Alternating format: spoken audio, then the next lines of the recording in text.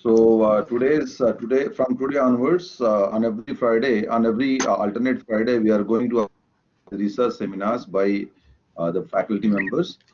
We have started with the research faculty recently joined in UPS. So in that sequel, I would like to ask Dr. Ashish Mathur to give a seminar, on the topic that has been mentioned here in the PPT, nanomaterials enabled futuristic sensors based on microfluidic platforms. Before asking Dr. Mathur to start his presentation, let me briefly introduce Dr. Mathur. So Dr. Mathur has recently joined UPES as an associate professor in physics department. He has uh, he has more than 75 research papers of high impact journals, including he has published in biosensors, bioelectronics, scientific reports, IEEE sensors, applied surface science, and so on. And he has also he has also been awarded several projects from DST UKD INSA Young Scientist Fellowship. So Dr. Mathur has done some very noteworthy and path-breaking contributions. The first one is in the field of biosensor, in which he has produced milk adulteration testing kits, which can detect milk adulteration within 10 seconds. So this technology was also transferred to Everest Instruments Private Limited, Ahmedabad. So other significant contributions by Dr. Mathur, in his research areas are in the field of healthcare and pesticide detection kits funded by ICAR and cardiac sensor funded by DST Young Scientist Scheme. He's also working on developing smart bandages for diabetic foot ulcer patients funded by DST UKRI. So apart from this, he has also developed various other biosensor based on paper-based microfluidic platforms such as vitamin D3, heavy metals like salmonella, chikungunya, glucose, ketamine, herbs, etc. He has he has significant collaborations with the international institutions.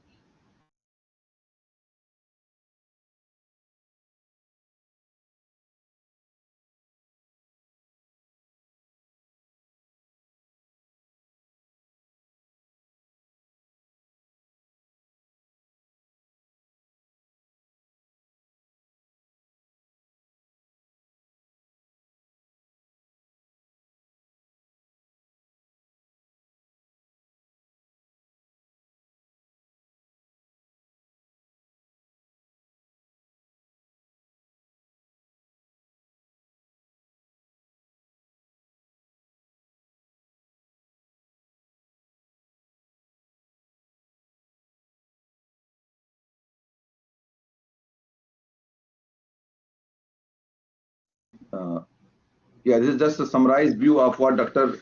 Mathur has attained. And let me invite Dr. Mathur. He will himself talk about his achievements and various research initiatives he has taken so far, and what he is going to discuss right now. So let me invite Dr. Mathur. It is really my pleasure to invite him. And so the podium is all for Dr. Mathur. Thank you, Dr. Mathur. Please go ahead. Thank you so much, Dr. Dubey, for such a nice introduction. Thank you so much. And thank you for giving me this opportunity to interact with my colleagues for this seminar. So, as sir suggested already, my topic for today is nanomaterials enabled futuristic sensors based on microfluidic platform. So I am basically I consider myself as an application scientist. So my research is oriented towards application for societal benefits. So I believe that the research should be inclined to the societal needs, and it should bridge the gap which is existing in the society. So I'll start with some some of my work. It is only tip of the iceberg, but I'll try to cover as much as possible. And feel free to contact me further for any further information. So let us start with the sensors first. So if we talk about sensors, so sensors are basically instruments which mimic the human senses. So normally humans have five senses: sight, we can see, hear, taste, and smell. And on the basis of these senses, if we mimic them in terms of the equipments or the machines, we can have a variety of sensors, which is optical sensors, acoustic sensors, temperature sensors, physical, chemical sensors, and gas sensors. So I have worked on these sensors, and that is what I'm going to present. So futuristic sensors, when we talk about futuristic sensors, consists of various entities. Some of them are nanomaterials, low-cost fluidic or gaseous transport mechanism, novel transaction techniques, and new technologies in terms of electronics, artificial intelligence, machine learning. And that artificial intelligence and machine learning will also give the sixth sense dimension to the sensors. So let us start with the sensor block diagram. So those who are not from this background will able to understand what I will be talking about. So when we talk about a sensor, this is how the basic building block or the basic diagram of a, or the skeleton of a sensor is all about. So it is a, if we can call it a sensor, or if it is a biospecific molecule we are sensing, we call it a biosensor. So a sensor consists of a receptor surface, we call it an interface. Then we have a transduction, signal processing, and finally we'll have an output. If we talk about a biosensor, say for example, blood is a biosample. So blood is a very complex biosample which contains RBCs, WBCs, platelets, serum, protein, and so many things.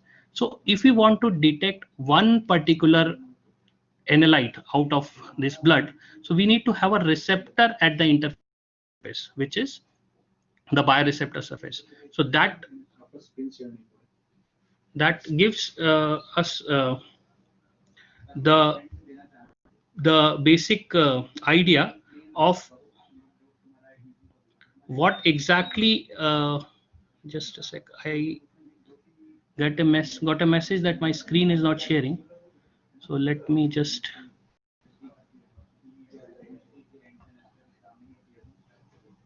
share it again.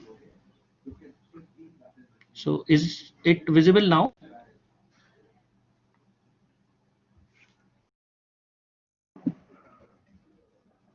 Not visible. Is it visible now? No. Maybe because of internet or something.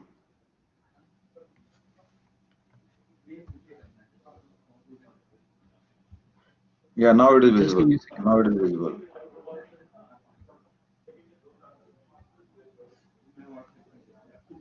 Is it visible now? Yes. Right. Okay. So that is what I was discussing. So we have these. Still not.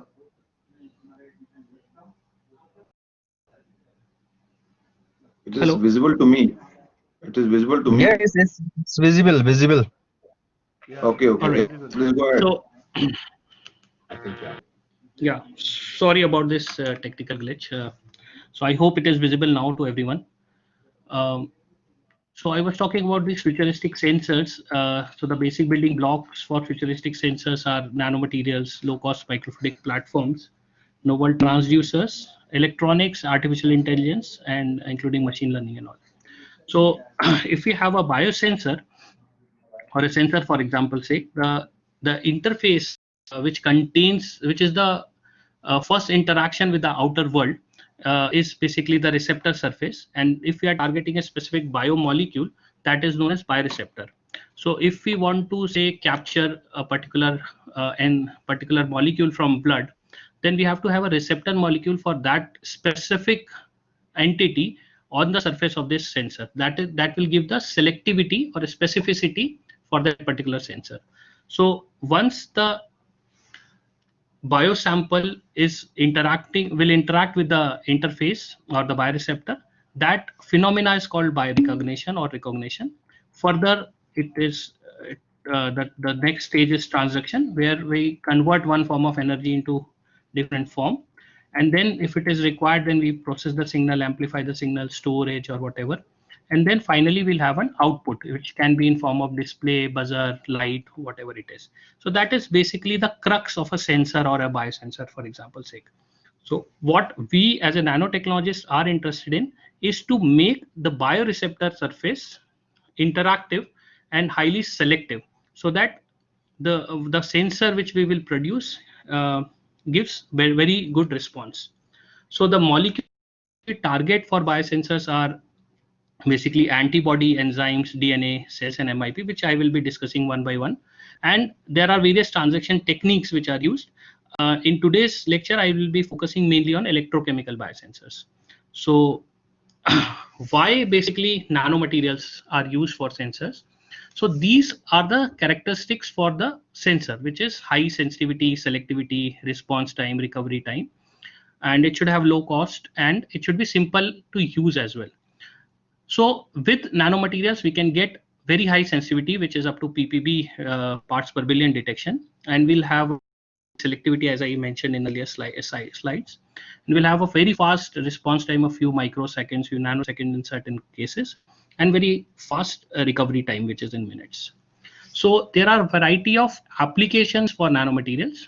I'll be focusing on these three today, which are lab on a chip, microfluidic devices, and nanosensors and biosensors. These are my thrust areas which I'll be discussing today, or which is the focus of my research, which is sensors for healthcare, sensors in agriculture, and sensors for environmental applications. So I'll start with the healthcare application. Healthcare application, I'll be talking about cardiac sensors, wearable sensors, and lifestyle disease sensors under the category of point of care sensors, which my group has developed. So before I begin with the application side, just to give you a flavor of what point of cancer, what point of testing is all about. So let's consider a scenario. Say at a minute, a patient report an illness. Say for example, I am giving a lecture and I develop a chest pain. So I report an illness. What happened? Then I have to wait for a medical professional, say an ambulance, to come and take me to the nearest hospital or a testing facility where the samples will be tested, and on the basis of those tests I may have to get transferred to some other place depending on the type of illness we have. And by the time I receive the treatment, some fatality may happen. So this is not a very good scenario. On the other hand, because we are still living in a place where a pizza comes faster than an ambulance, so what happens is, if we can save this time, which is the transportation time. That means we have to have a testing done at the bedside of the patient.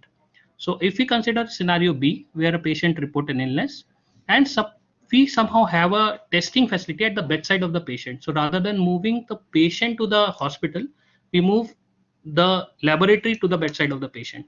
Testing can be done, we immediately have the results, and appropriate treatment can be done, and we can save a very precious life.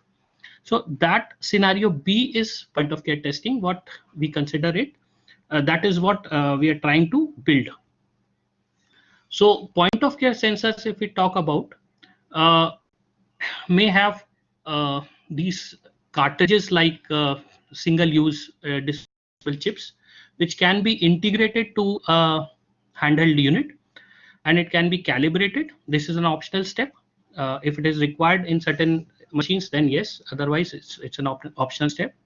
Then we can put, when the system is ready, our one drop of blood, serum, saliva, or whatever we want, and within few seconds or minute it should give the result.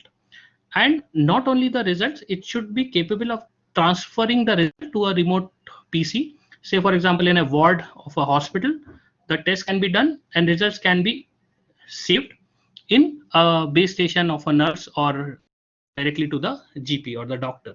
So that is the concept of point of care device. We have a glucometer, which diabetic patients do use regularly, which is of a very good example for point of care devices. Now, once we talk about cardiac sensor, the first 60 minutes of a patient is very important. So what we have to do in this first 60 minutes, we have to prioritize the patient and start the treatment. Now, what the problem is, that treatment cannot be started unless we are 100% sure that the cardiac issue is due to specific cardiac problem, not related to any other entities, say for example gaseous problem or something else. So for specific detection of cardiac, we have 4 biomarkers which are present in our body at the onset of the problem, which are troponin, INT, CKMB, and myoglobin. So in this particular case, we have chosen the biomarker which is troponin I, which has a highest onset. So that means it before the event occurring, these molecules are present in the body, and that is what we are capturing. So these are early warning systems developed, point of care devices. So this is what we have proposed a device, and I'll explain one by one of this device what we have achieved so far. So it starts with the pain-free needles. So this device will have pain-free needles which just take blood through capillary action. So this is not a syringe. So the patient will not feel pain. It just prick onto the skin, and it does not rupture the cell wall, so you will not feel pain.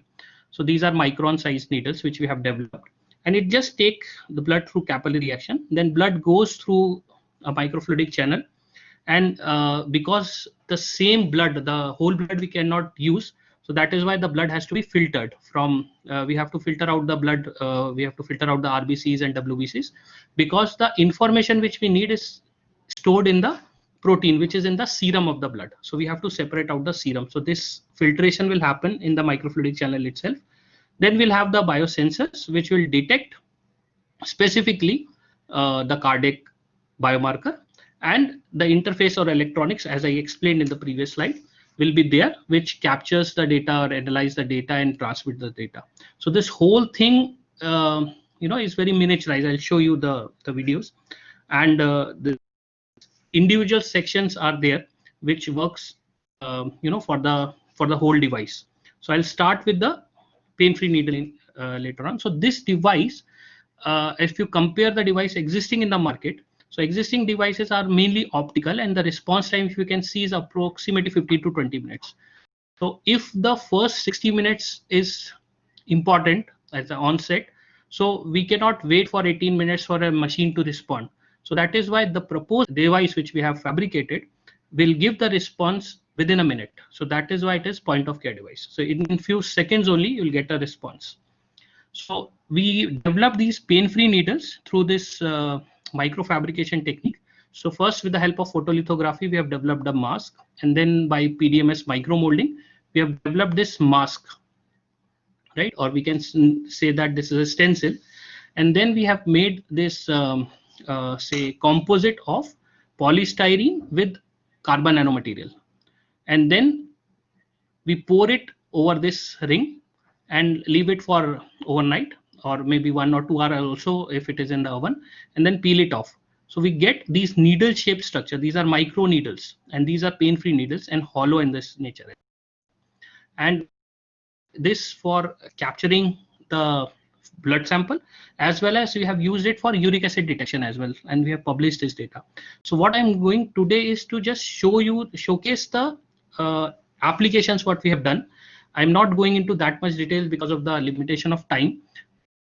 Feel free to offline whatever you need.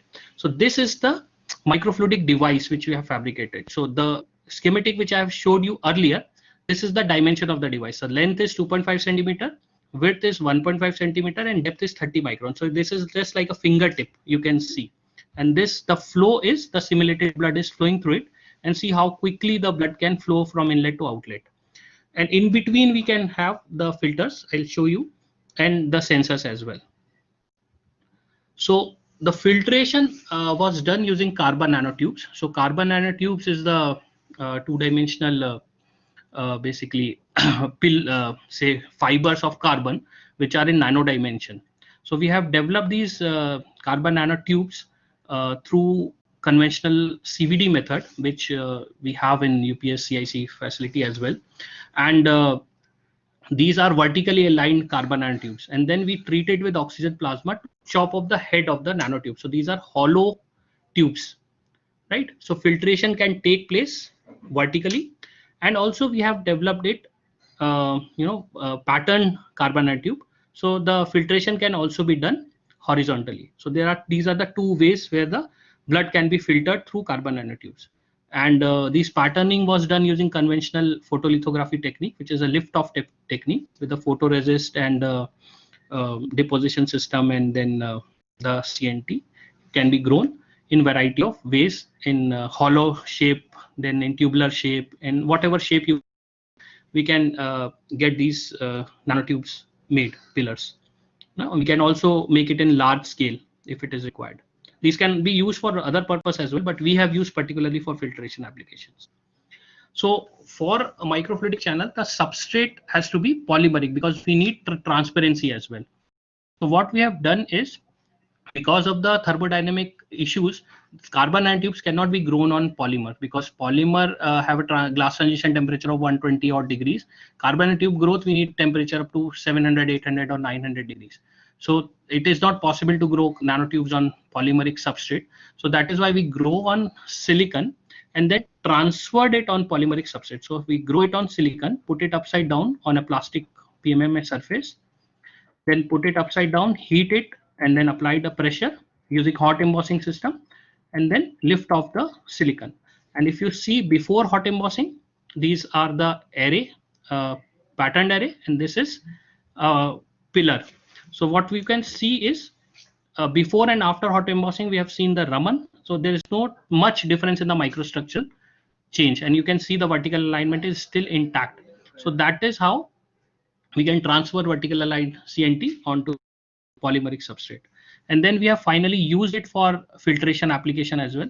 So this we have used simulated blood with 10 microns PMMA beads. So on the inlet side, you can see a lot of these beads, but at the outlet, we can see the fluid, but not the particles. So this is how we have used vertically aligned nanotubes for filtration application. Now comes the sensing part. So we have used these micro electrodes. So these are like around 1 centimeter odd dimension of these gold electrodes, and we have used this aptamer, sort of a plastic, you can say, antibody as well. So it's basically give you more shelf life of the sensor. And we have done the capturing with real. These red ones is the real blood sample, and this black one is the simulated samples. So the onset is 2 nanogram per ml. So if the troponin concentration is above 2 nanogram per ml, that we say that the person may have the problems with the cardiac issues. So we have tested it with this range, and in the linear range of 2 nanogram to 500 nanogram, and the shelf life of the sensor was found to be 30 days. And we have tested it with lot of interference as well, and we have found it highly selective. And these now comes with the affordable healthcare, because the gold electrodes are not, as far as the price are concerned, are not that much affordable. So we have translated the whole thing into paper electrodes.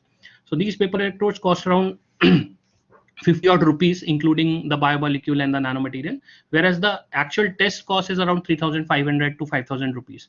So we have translated it on paper, and we have made a portable electrode. So this can be used for remote location where there is, where people cannot afford high-end equipments. So for them, this can be used, and we have published these results. So this is about the cardiac sensor. Then we have developed some wearable sensors as well. So diabetes, we all know how important or how deadly this disease is. And this cause for variety of complications as well, such as stroke, heart attack, and glaucoma, cataracts, so many of things. One of them is diabetic. So diabetic patients have a tendency to develop these foot ulcers, and if they are not treated properly, there are chances of amputations. So we have made these wearable sensors which can be applied at the wound site directly, and they monitor the amount of glucose and the wound site, and it will tell whether the wound is healed or not, and it will also tell you the condition of the wound. And this bandage we have get through nanoparticles, and this bandage is capable of sending the data wirelessly. It have a capability of IoT, AI, machine learning. So it is integrated with all types of things. And the best thing is that it is of low cost, because we have developed it on paper or the bandage material. So it requires low volume, it is portable, multi-analytes is possible, this is biodegradable, and of course it is of low cost. So what we have done is we have used this technique called screen printing. So a screen was made, and then this is our um, carbon ink, which we have produced through nanomaterial, carbon-based nanomaterial, and then we screen print this on paper, right? And these electrodes we can make in hundreds per day, and these individual electrodes can be used as a sensor surface after immobilization of required nanomaterials. These are relatively cheap, so these individual electrode will cost less than ₹1 or so, and then the final packaging can be done. And these are the contact pads, working electrode, counter electrode, and also after the packaging it will have a microfluidic well up to 100 microliter. So this is how an individual electrode will look like, and we have it for a variety of purposes. Now for diabetic foot ulcer, instead of paper we have used the bandage, which we use as a band-aid itself, and we have screen printed these electrodes on top, functionalized it with the enzyme which is selective for tyrosine. So tyrosine is basically the molecule which we target in elevated cases of elevated tyrosine concentration for diabetic foot ulcer. And glucose oxidase is the enzyme which we use for glucose sensing. So we have developed this portable electronics and attach it with these sensors, and we have tested it not only at the lab scale, we have tested it at with real patients in the bandage itself. So these are real patient sample.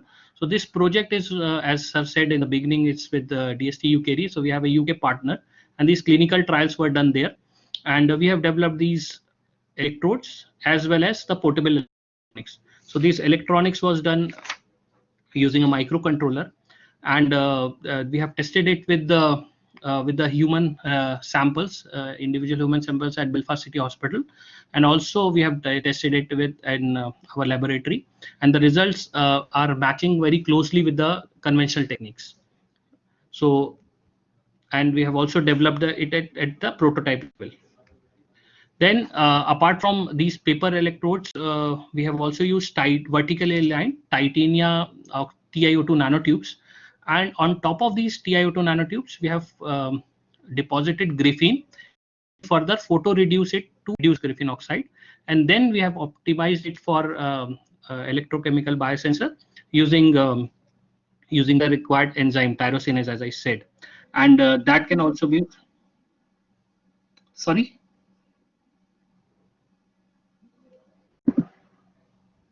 No, please mute yourself. Please mute yourself. No, except the speaker, Okay. Please mute yourself. At the end, you'll have questions, please. Thank you. So we have used this TiO2 nanotubes, which we have photo reduced further. Then we have also tested these TiO2 nanotubes with the human bone marrow cells, and these TiO2, because of its biocompatibility, is widely used in such applications. For bandage application also we have tested it. Now, with enzymatic biosensor, the main problem is the shelf life. So all these sensors which are made up of enzyme have the shelf life of only up to 30 days at max, 30, 35 days, 40 days. So we wanted to increase the shelf life. So we have moved from enzymatic biosensor to molecular imprinted polymer based biosensor. So what molecular imprinted polymer, I'll explain what it is in later slides. So molecular imprinted polymer is basically a polymer, and then we imprint the target molecule into it through a particular electrochemical process, and that will give us a more shelf life. So the shelf life of these electrode or the sensors are up to 3 months or more, and these are very good in terms of specific binding, because the target molecule is printed and stencil is made. I'll explain the process in coming slide. So we have tested it, and the shelf life we got it up to 3 months, which is very good for end user application. And also we have developed multiplexed biosensing platform. Not only one particular analyte, we can develop a sensor which can measure more than one analyte in a single electrode system. So this particular case, where we have a paper electrode and we have measured glucose as well as tyrosinase. So for this in non-technical term, it means that measure the sugar level as well as the condition of the diabetic foot ulcer. So the same electrode gives you two different responses, and we have made the hardware for it as well. And the cost of these electrodes are say around 10 to 15 rupees, and the hardware cost around 5 rupees. So if you go to the conventional glucometer segment, the minimum one I think is around 1500 to 1800 rupees, and the test strips cost around 35 to 50 rupees. Whereas these ones cost much less than that. Both the hardware will cost around 500 rupees, and the cost around 10 rupees each. So once the clinical trials are done, we are trying to get some funds from various funding bodies to translate it into a product, so that it can come into the market and benefit the larger society, because diabetes is a very big problem in India and abroad as well. And there are a lot of people who cannot afford 50 rupees a day for testing these levels. Now, the wound sites are also very prone to bacterial infection. So we have tested it with the S. aureus bacteria, which is very common, with MOF and carbon nitride nanocomposite. So these are again on paper-based electrodes, and we have published this data recently in IEEE Sensors. And this tests the S. aureus things. Then we have developed this palladium nanoneedles on carbon fiber. So this is basically carbon fiber decorated with palladium nanoneedles, which we have developed through sputtering process. And this is highly sensitive for peroxide detection. So peroxide is also very important in terms of cancerous cell development, or the various other part of the diseases. Peroxide generation in blood causes a lot of problems in human system. Now this is very important part. Vitamin D3 deficiency is one of the prone disease in India and abroad as well. So vitamin D3 test, conventional test, cost around 1700 rupees, and the report comes at least around 24 hours. So we have developed this point of care sensor, which we have tested it with human samples as well, and the individual test costs around 50 rupees. And the vitamin D3 test can be done with just one drop of blood. So this technique we have also technology have developed up to the prototype level. Limit of detection and sensitivity is very to the conventional techniques.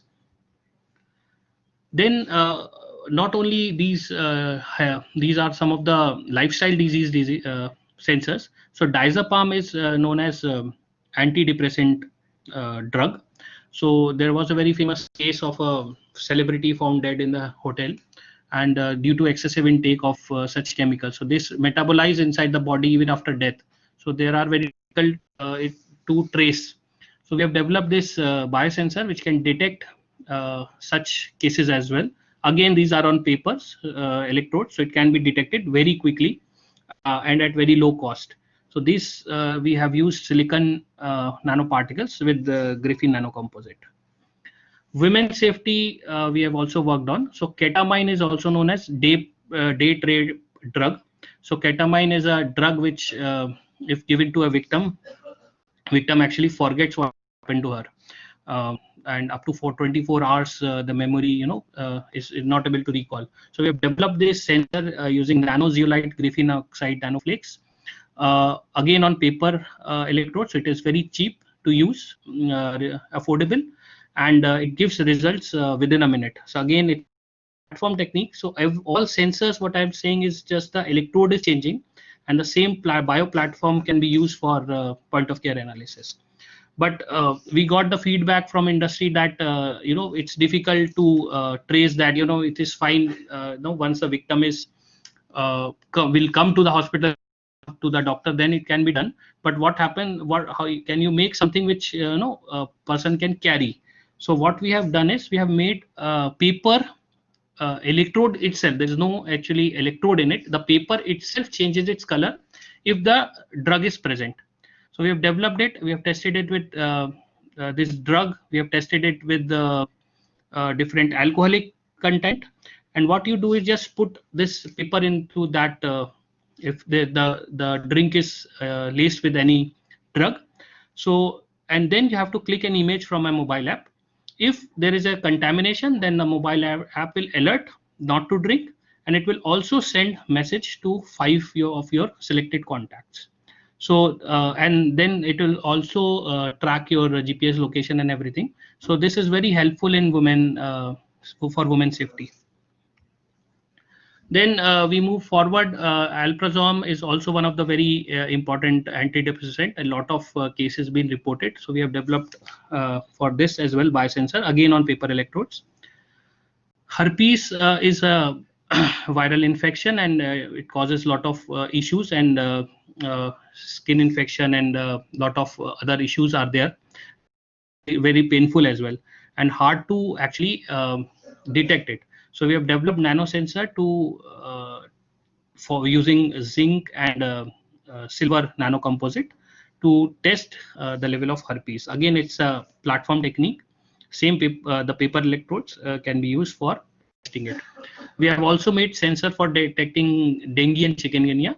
So chikungunya is we all know that how fatal it is, and we have used this sensor again on paper surface for affordable towards affordable healthcare segment, and we have used gold shells coated with magnetic nanotubes. This is again a hybrid nanostructure which we use for specific detection of chikungunya, and we have used it DNA based biosensor. Then we have also worked on recreational drug. MDMA is one of the very important drug which sportsperson use to enhance their efficacy, and which we in common ways call dope test.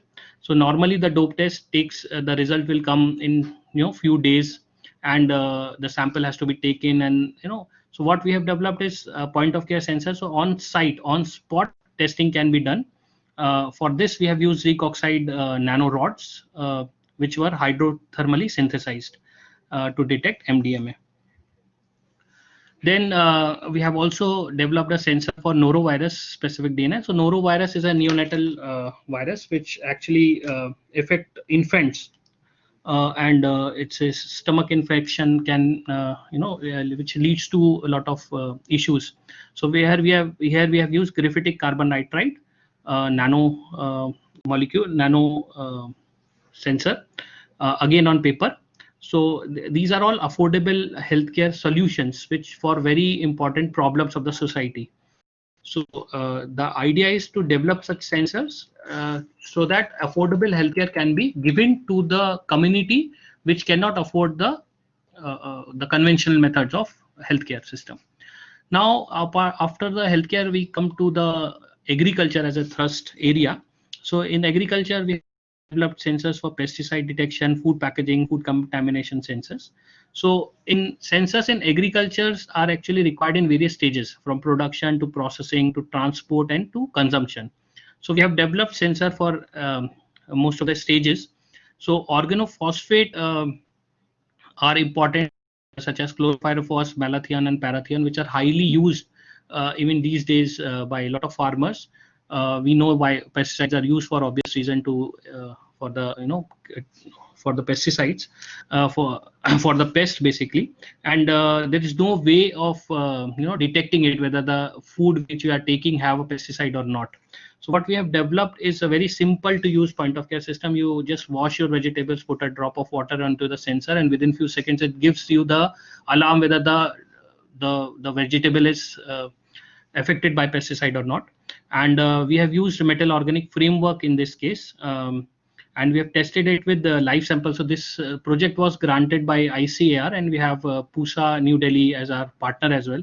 So we have tested it with live samples as well. So these are not only the results are not only from the laboratory scale. These are samples are taken specifically from the live sample, and we have published this in Nature Scientific Report last year. So these sensors are actually the same similar platform handheld unit, which is capable for wireless transmission onto your mobile phone, PDAs, and it gives you the immediate results whether the food sample, fruits or vegetable is affected by the pesticide or not. And we have also developed similar sensors using multi-wall carbon nanotube composite with polyaniline, which is basically a polymer. So we have made these nano-webbed structures, and with the help of this enzymatic biosensor, we have developed this sensor which is of more sensitivity, and we have used parathion and methyl parathion and malathion for this purpose, and chlorpyrifos for the previous work. Now, earlier we were discussing about molecular imprinting polymer, which we have used for healthcare application as well as for agriculture application as well.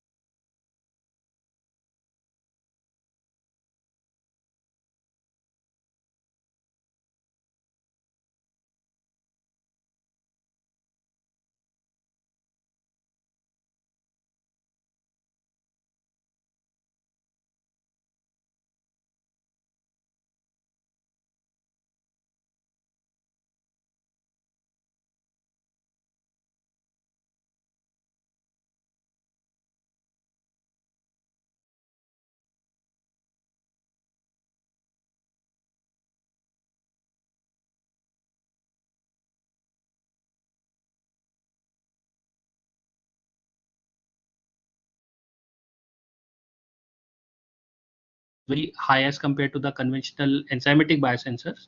So that is why it is one of the very important technique. So how we developed this is the electrode which we have purchased, which is available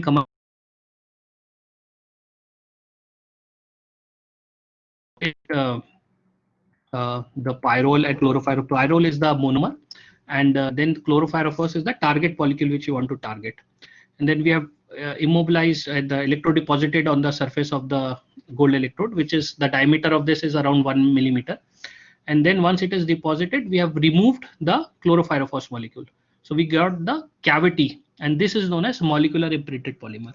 So those who wish to collaborate for a variety of sensing application, this is the technique which can be used for detecting theoretically any particular molecule. I mean, in principle, it can be used for any particular molecule. So we can try this for a variety of other molecules as well in order to capture chlorpyrifos, similar way as we are capturing pesticide chlorpyrifos.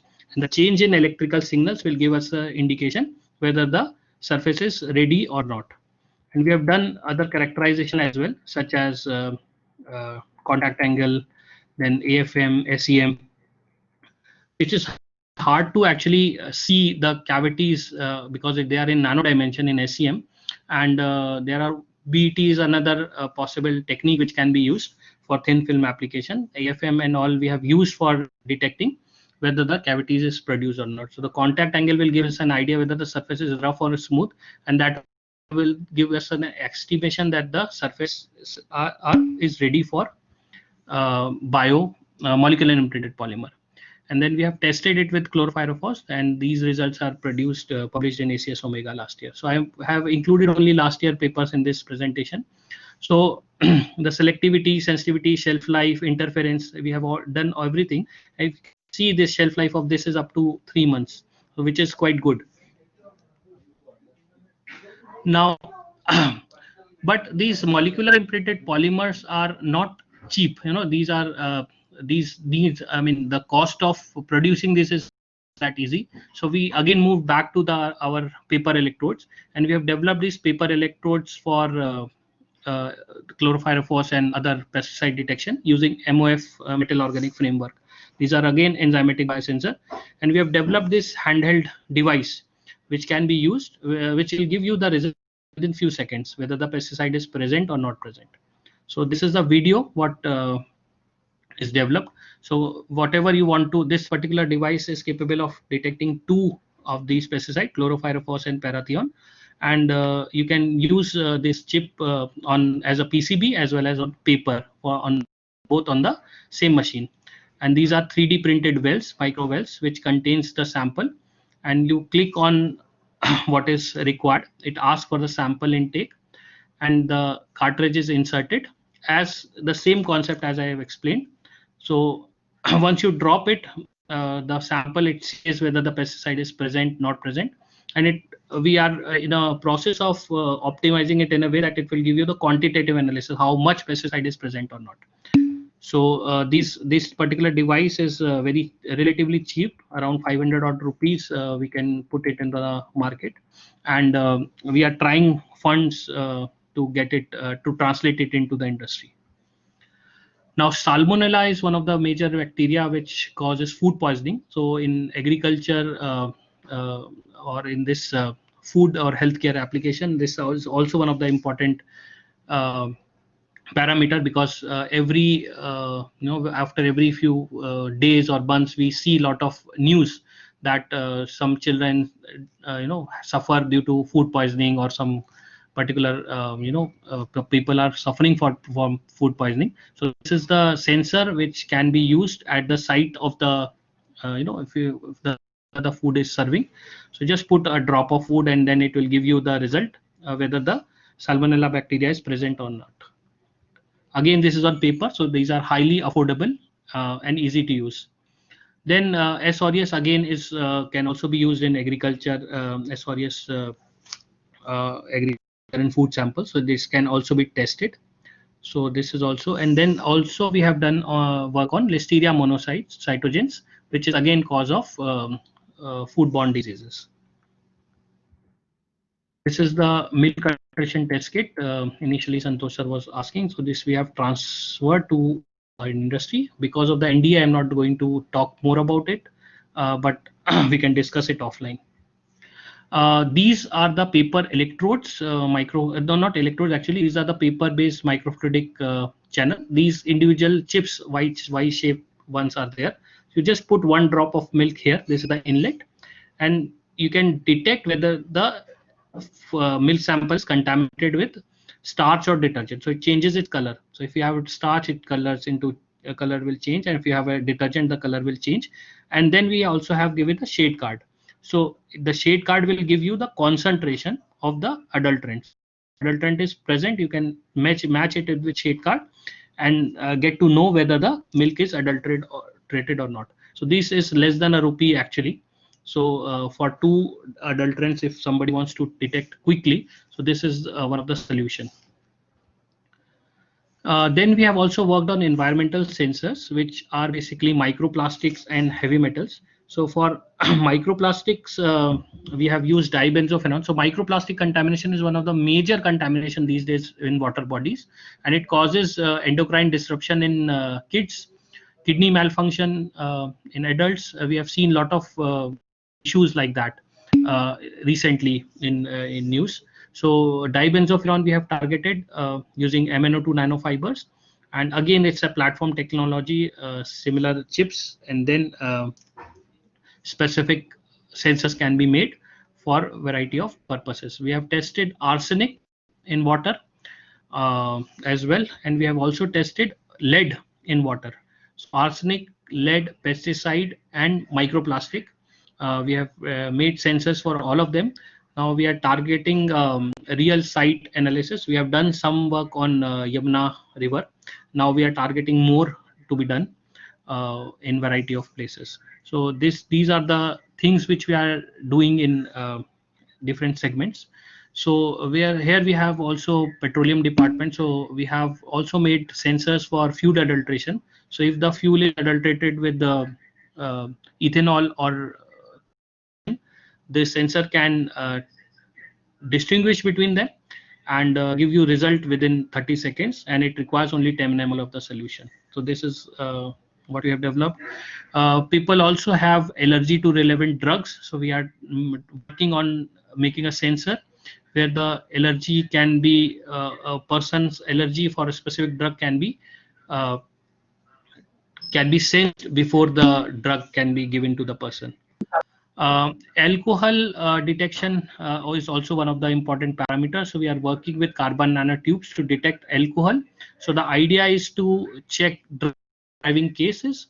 So we are trying to have a handheld module using nanomaterials, which is more say productive than what is used in the conventional method, and highly sensitive. So that is also we are trying. And flexible electronics also we are working on, stretchable conductors using metal nanoparticles in polymeric membranes. This is also one of the very important work where we have produced a miniaturized plasma setup. This is atmospheric plasma setup where nanoparticles can be synthesized. So just in water you add cobalt, iron, and nickel and put it in this system. within 45 minutes, the size can be reduced up to nano dimensions. So we have tested it all, so far, 3 metals: cobalt, iron, and nickel. But we are planning to make it, make it as a proper setup, which can be commercialized, so that without any reagent, without any chemical, through plasma in aqueous route, nanoparticles can be made. This we have developed ammonia sensor. So ammonia through breath, detection of ammonia through breath is important, because if kidney malfunction, the breath contains ammonia. So kidney malfunctions through conventional route can only be say tracked once the kidney is more than 40 to 50% damaged. But kidney malfunction in breath is very easy to detect, and in very early stage you can detect that. So what we have done is made ammonia gas sensor, and there's a blow system. So you blow in it, and this sensor is made up of graphene, and if the breath contains ammonia, it gives you the trigger that which may actually tell that there is a problem with the person with kidney related diseases. So if I want to summarize here, is there's a huge scope of nanomaterials in developing sensors specifically for societal benefits, and futuristic sensors have a huge demand in the market. There's a lot of startups, there are a lot of funding opportunities for these sensors in this market, and the main idea is to showcase these techniques what we are doing, so that if somebody, some industry or academia or is R&D is interested, they can collaborate with us, and we can do some joint work for the betterment of the society. And finally, we can have some certain platform technology. We can have different chips for variety of purpose, and we can provide one particular solution for where the different chips can be used in platform technology through UPS. And I would like to acknowledge my PhD guide, my collaborators, everyone at UPS. Because it's a new, I am only 2 months old in this organization, and I got a lot of help and support from each and everyone. And I would like to thank all of them, especially all the deans, directors, HODs, HOIs, and staff members, and staff from physics department especially, and also by funding sources, DST, ICAR, SERB, INUP, IUSC, INSA. So I would like to acknowledge all of them for this. Thank you, and be safe. Thank you, Dr. Mathur. It was really a very nice talk, and it has opened a lot of channels for collaboration, because UPS being an interdisciplinary university, we have departments, engineering departments, we have health science departments. In addition, we have chemistry here also. So your talk and your expertise will help us to develop new areas in which we can develop fruitful collaborations. So in a sequel, like in the next Friday, so we'll discuss more on that, how exactly this can be taken forward. How so? I will invite all of you. I will send a separate email and with all the details how it can be done next week on Friday.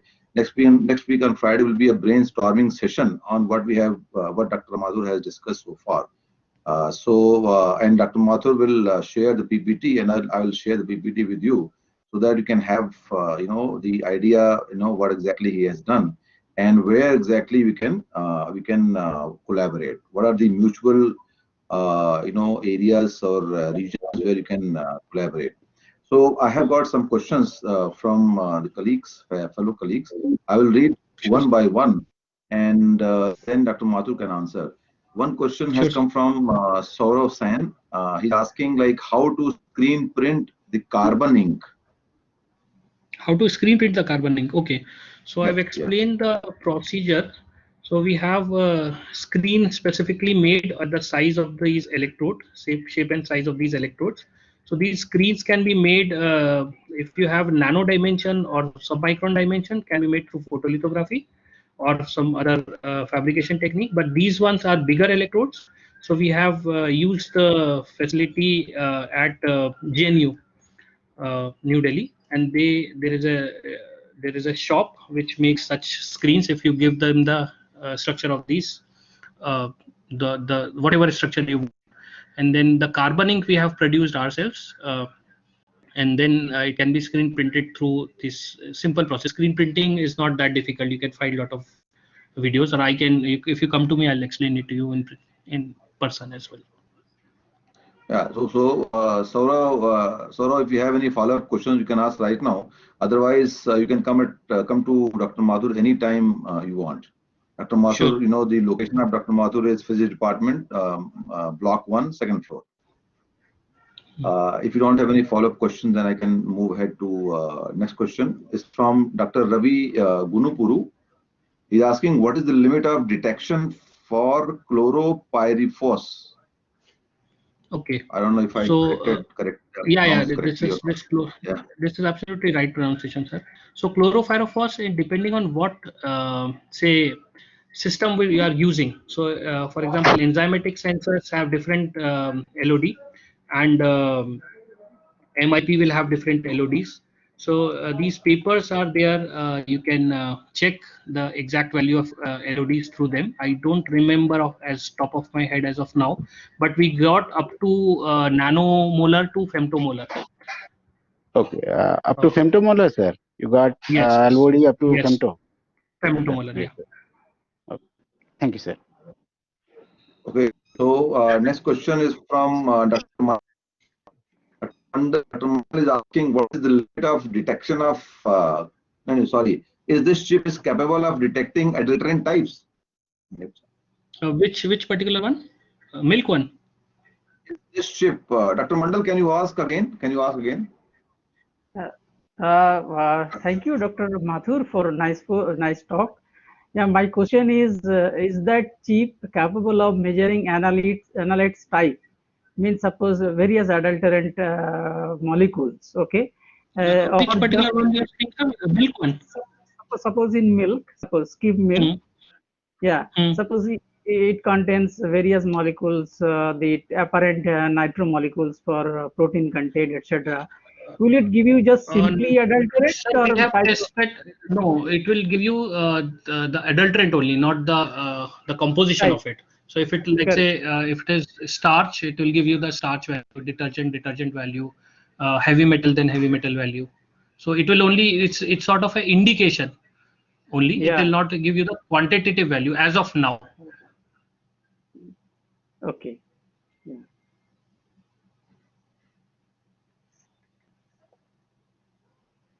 But basically it is the impedance matching. I think the impedance it is changing, right? Right. Sir. Because for any kind of impedance changing, we really cannot recognize the types of. No, it's not only the impedance. There are selective enzymes, as I say. For example, starch detection, we are using amylase. For other, I mean, because of its copyright, I am not able to say right now. But for different biomolecules, we are using different bioreceptors as well. So this is selective. It is not only the impedance is changing. Impedance is changing due to the chemical reaction at the interface. Yeah, basically 2 electrodes, right? Yeah, the 2 electrodes are there. That your technology. So the working electrode, apart from the nanomaterial, it also contains the bioreceptor. So, for example, starch, there is an amylase enzyme in it. So that will give you the indication whether the starch, it will only react with the starch. It will not react with the detergent. Similarly, for glucose, it will react, the glucose oxidase is there. So it will only react with the glucose. It will not react with the starch. So these chips are different for different adulterants. So one chip is not fit for all. Yes, I understand. Now it is clear. Yeah, now it is clear. Yeah, thank you. Yeah. Okay.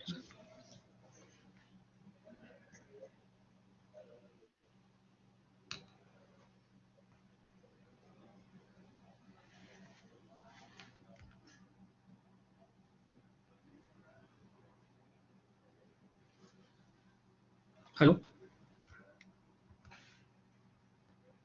Hello. Hello.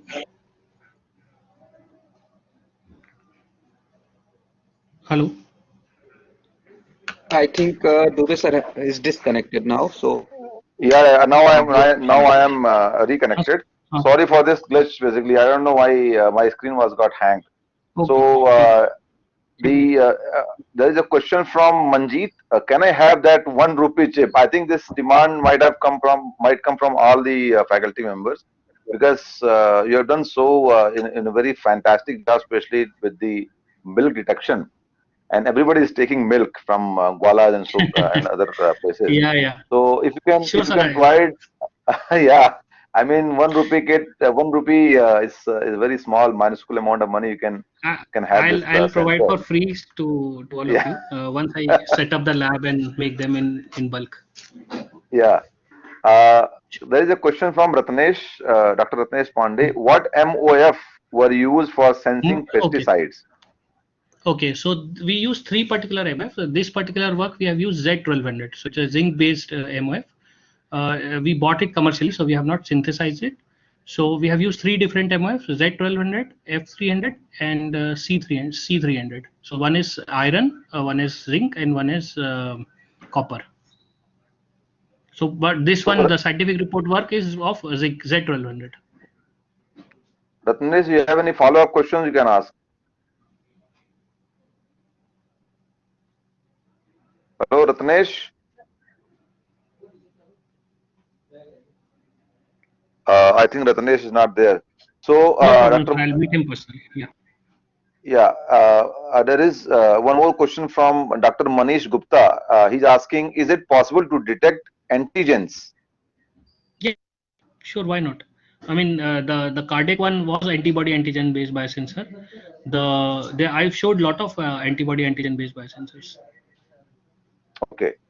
So, Dr. Manish Gupta, are you there? If you want to ask any other question, you No, can ask right now. sir. I think I will discuss him separately about. Yeah. Okay, sure. okay. Sure. All right. Thank you, sir. Yeah. Thank you, sir. Yeah, Dr. Mandal had some more questions. One question is, why is the basic mechanism of sensing? What is the basic mechanism of sensing various analytes? Is this an impedance measuring mechanism or something else? Dr. Sir, Mandal this has particular, yeah. So most of these slides what I have presented today, as I said at the beginning as well, these are all electrochemical biosensor. So yes, impedance as well as cyclic voltammetry. These 2 methods were widely used.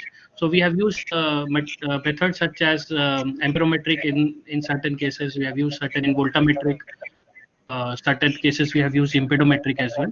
So the paper, if you, I'll forward you the papers, whatever your specific requirements are, so we can discuss it offline. Mandal, Dr. Mandal, do you have any follow-up questions? Yeah. Yes. Yeah. Please go ahead. So for any other kind of really, because I'm molecular sensing I'm doing for especially for using Raman scattering. So do you suggest any other technique where especially adulterant the milk and some other foods? So I want to CSIR have detect. developed an optic sensor for milk adulteration. I think they are using for 2 or 4. I'm not sure. I think 4 of the adulterants. So they are using optical. With optical, you can sense more things like viscosity and then the fat content and so many things as well. And yes, and SIRS is also one of the SERS is one prominent technique. SARS I'm doing actually since long. I'm doing SARS. SARS is giving up to attomolar, femtomolar, attomolar. Absolutely. Yeah, that's a nice technique. Yeah. Yes, absolutely. I've seen a lot of instrument these days. They are using specific UV wavelength as well for optical biosensors these days. UV laser and all. It depends on what transaction techniques you are working on. There are a lot of new gadgets are also there. Sir, my last question: do you have lots of techniques basically using for biomolecular sensing? Their binding, protein binding, and all these molecules are very important for binding technology. So where are you doing? I mean, which institute you are doing these bindings for detection of antibody, antigens, all these things? All right, so binding, basically there are 4 different ways: physical absorption, and then chemiabsorption, linker molecule, cross-link. No, there are various techniques. It depends on. It is in India or somewhere else. Yeah. Oh, it is all. Everything is India in my lab. Yeah. Everything, all the results in India. Okay. Yeah. Okay, thank you. Yeah, I mean, in the meantime, Dr. Mathur will be setting up his lab in UPS campus. So most of the work can be done here itself. And Yeah, in yeah, case absolutely, some absolutely. more things are required, BITS Pilani Hyderabad campus can be used. Dr. Sanket Goyal has developed a very nice lab there. Mm. So Yes, he yes, he yes. approached me. He told me that if you have any such work, just send me the sample or whatever. It will be done. So Yeah, for there immobilization, shouldn't be no problem. yeah, it should not be a problem. For immobilization, it's not that tricky. I mean, it depends on what Yeah. surfaces you are looking at. Exactly, exactly. Basically, I want to use the plasmonic surface for SAS Mm. applications. Yeah, the Mm-hmm. binding is Yeah, very for difficult. that And particular purpose, I think you need a clean room. So we don't have a clean room as of now. So I think the nearest one is an IIT Delhi. NRF facility you can plan, and then Professor Neeraj Khare is there. So mm, that can be used for that particular application. yeah, okay. Thank you. Any other question from the audience? Uh, okay, so no questions. So let's thank Dr. Mathur for the splendid talk that he has given, Thank you so much, sir. and we hope this talk will open opportunities inside our campus in various departments, and so research productivity will increase, and this collaboration, the sole purpose of this series of seminars is to increase the collaboration, what a person can do, what a researcher can do, and how the other researchers can take advantage of this. So again, thank you, Dr. Mathur, for this talk. Thank We'll you so much. again My meet on pleasure. Friday next week for the brainstorming Sure. session. I will send you all the details, how exactly this will unfurl. Thank you. Thank you, everyone. Have a nice day. Have a nice weekend. Okay. Thank you, Dr.